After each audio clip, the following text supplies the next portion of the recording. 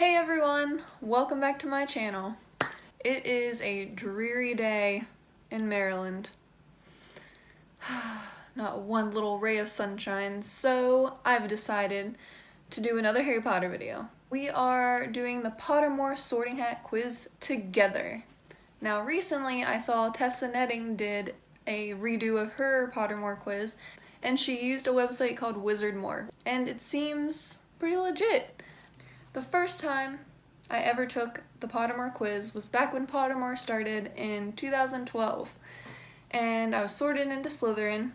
You guys may remember me saying that I was a die-hard Ravenclaw fan my whole childhood, and that's where I thought I belonged, but I was put in Slytherin. When I redid the Pottermore quiz recently, in a previous video, I was using a go-to quiz test. It was really weird how they did the scoring?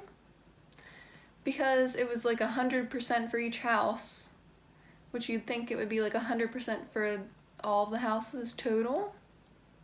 Well, with this Wizardmore quiz that she was using, it's 100% total, so it's not 100% in each house, if that makes sense. If you're following me.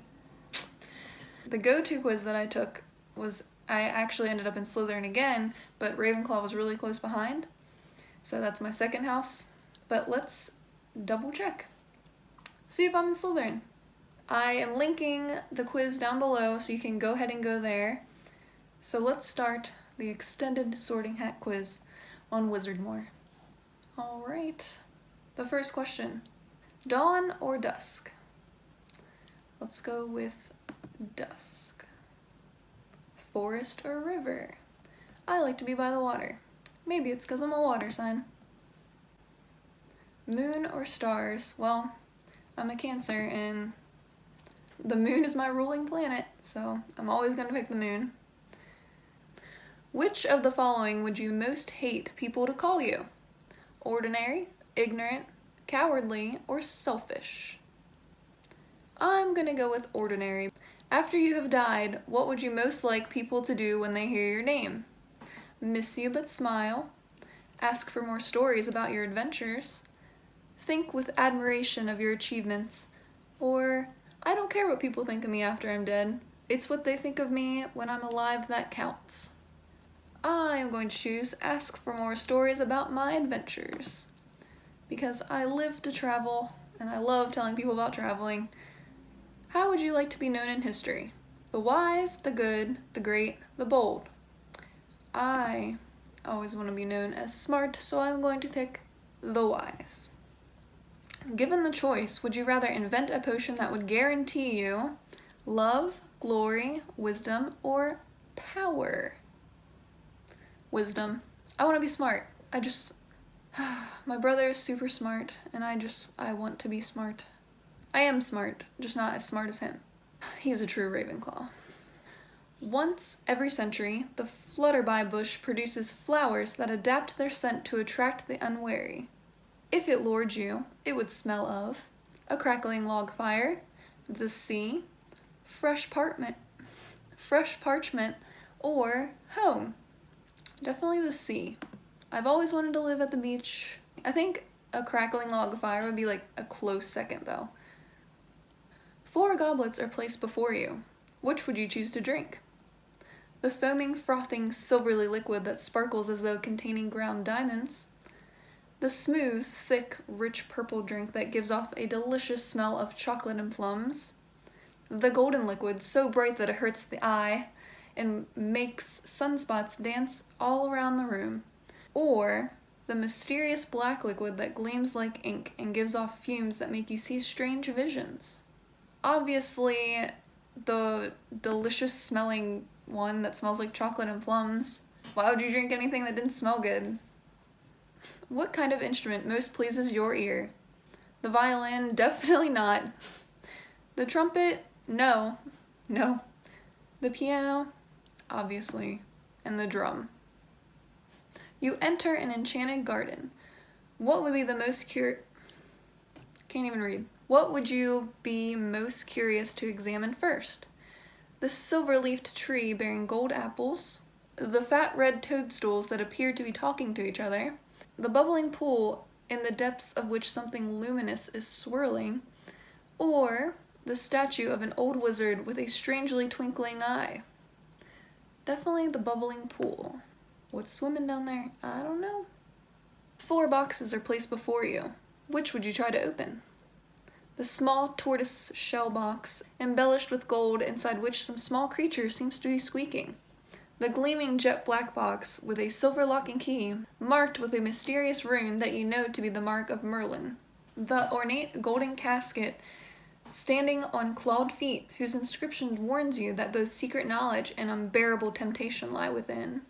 Or lastly, the small pewter box, unassuming and plain, with a scratched message upon it that reads, "I open only for the worthy." Now, this one's kind of hard because definitely not the one with temptation in it, because why? Why would you do that to yourself? No, I'm going with "I open only for the worthy" because I would like to see if I was worthy.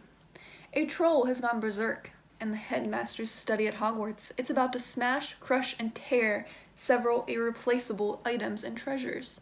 In which order would you rescue these objects from the troll's club, if you could?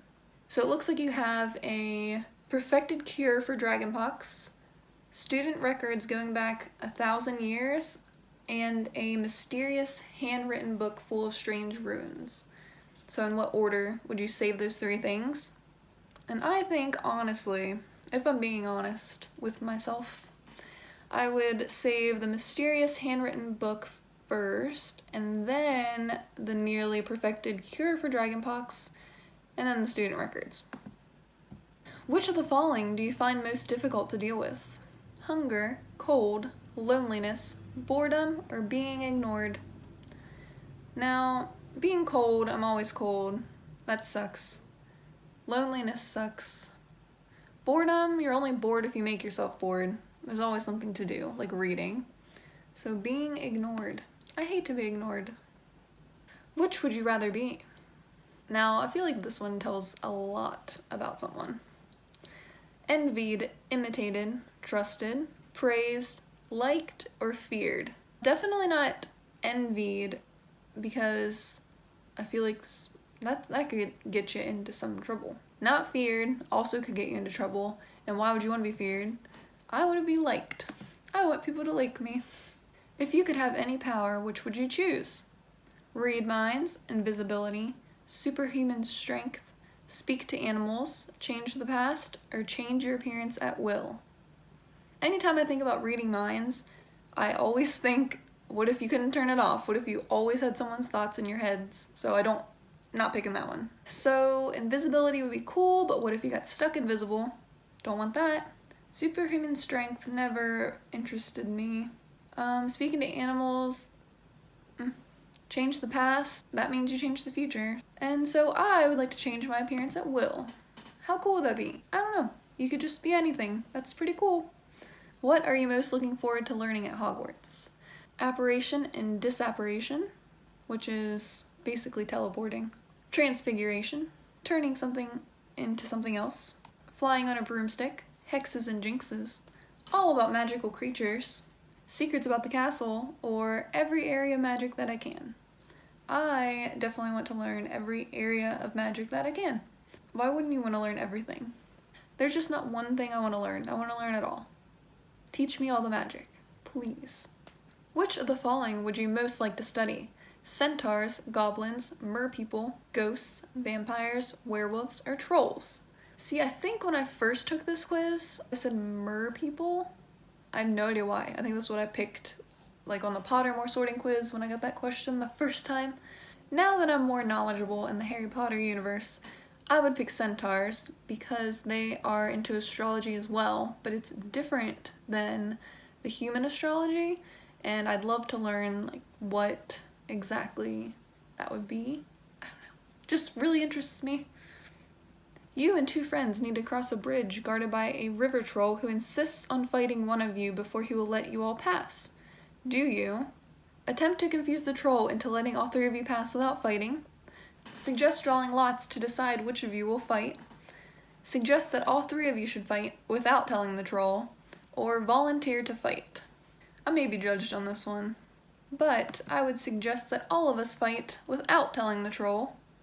Because it's rude. Why can't we just pass the bridge? One of your housemates has cheated in a Hogwarts exam by using a self-spelling quill.